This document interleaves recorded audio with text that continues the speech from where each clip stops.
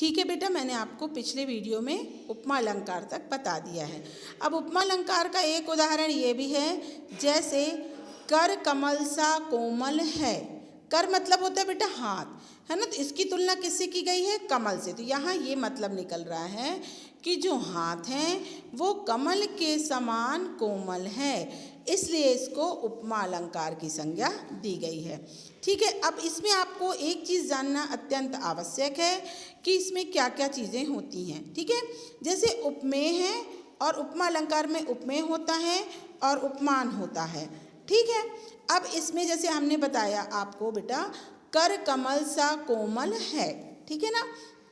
तो हमने बताया यहाँ पर कर मतलब हाथों को कमल के समान कोमल बताया है।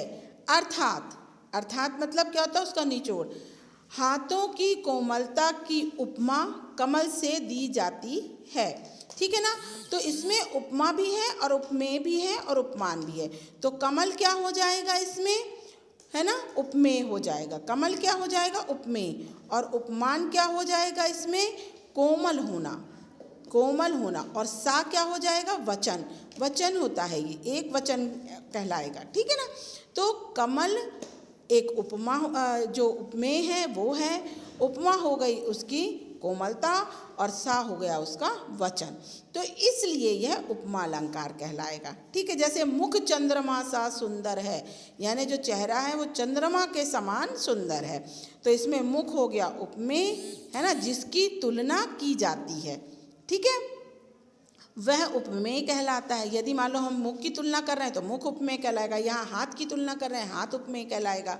चंद्रमा उपमान होगा जिससे तुलना की जाए, है ना। चंद्रमा से हम चेहरे की तुलना कर रहे हैं तो वह क्या कहलाएगा? उपमेय कहलाएगा। सा सुंदर, ये क्या है? वचन है।